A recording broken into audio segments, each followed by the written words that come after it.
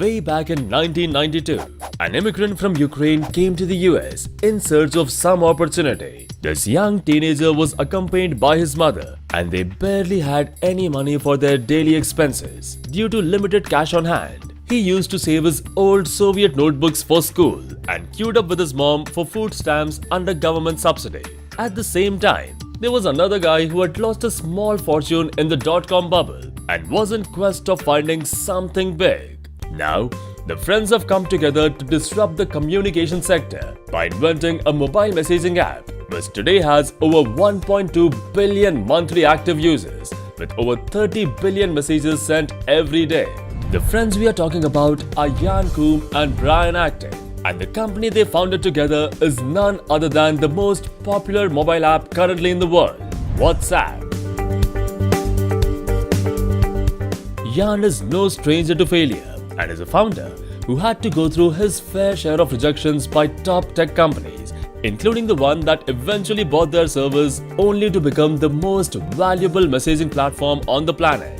Today, we are going to talk about the inspiring success story of Jan Koum and Brian Acton, who invested their blood, sweat and tears to make WhatsApp as the most sought-after company in the world.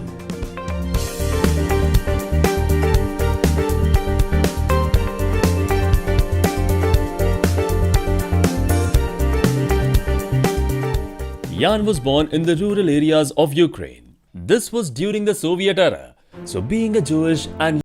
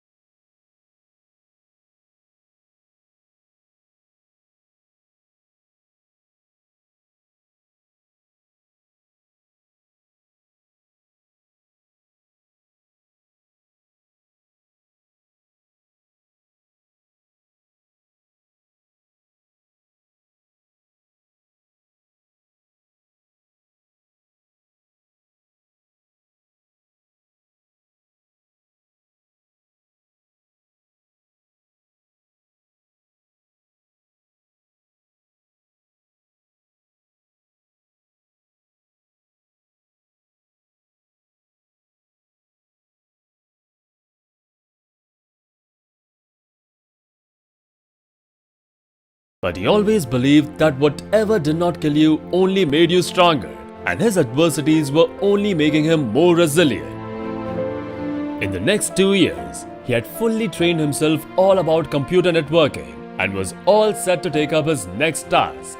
This is when he gained a sudden interest in programming and got himself enrolled at San Jose State University. Along with that, he also began working with Ernst & Young as a security tester. After working there for roughly 6 months, Jan got the biggest opportunity of his life when he got selected to work at Yahoo as an infrastructure engineer. Now this was when he was still studying at San Jose State University. Yahoo back then was just another startup and was beginning to grow. And since Jan loved what he was doing, he dropped out of his college and moved ahead with Yahoo. However, his happiness was short-lived as his mother couldn't outbeat cancer for long and passed away in the year 2000. He was suddenly left all alone. And that is when his friend from Ernst & Young and Yahoo, Brian Acton, helped him fight the loneliness by inviting Jan to his house off and on for playing soccer and ultimate frisbee. Together, they went on to work with Yahoo for more than 9 years. While at it, they got to intake numerous amounts of priceless knowledge and experience. Later, in January 2009, Jan bought an iPhone and realized that the 7-month-old App Store was in the process of launching a whole new range of apps. This gave him a brilliant idea. Although the idea itself was at very nascent stages, they were very clear about 3 rules. Number 1, their servers would definitely not carry any advertising. Number 2, their servers would have a satisfying experience. And number 3, keeping in mind the privacy of their customers, their product would not store any messages. Additionally, they would also maintain to deliver the product without any gimmicks or stunts, with endless amount of readability and rich experience. Having that settled, Jan quickly got the name WhatsApp incorporated on his birthday that is 24th of February 2009 in California. Now, as the work progressed, they figured that WhatsApp kept crashing or getting stuck at a particular point. This went on for a long time, which built up a great amount of frustration. Jan at one point even lost hope and felt like giving up and looking for a new job. But Brian helped him get motivated and got his act together and asked him to invest a few more months. And finally, a few months down the line, help came from Apple. They launched their push notifications, which used to ping their users when they weren't using the app. But till August 2009, WhatsApp had no significant growth. This time, Jan persuaded Brian Acton to join him.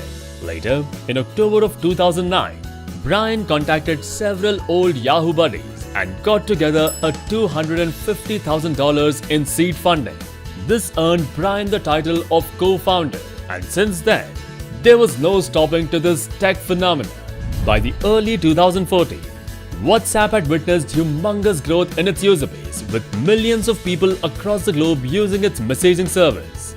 WhatsApp had never publicized or promoted itself anywhere and had organically grown in numbers. By that time, it only had 55 employees who were serving millions of people each day.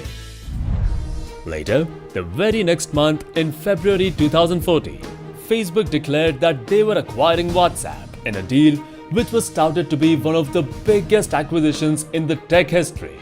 Facebook acquired WhatsApp at a whopping $19 billion and also offered a board member position to Jan in Facebook. Jan signed the Facebook takeover contract at an unused building in Silicon Valley, where he and his mother once queued for food stamps in the city of Mountain View, where WhatsApp was located. Well, the story of WhatsApp is yet another live example of innovation in true terms for everyone out there waiting for motivation. The journey of Jan Koum and Brian Acton is a lesson for every entrepreneur that capital dumping and marketing will not reap you benefits. It is ultimately the product and the service that automatically drives customer traction without any need for paid publicity. Well, with billions of users addicted to WhatsApp's style of keeping in touch, it is undoubtedly a tech marvel of this era.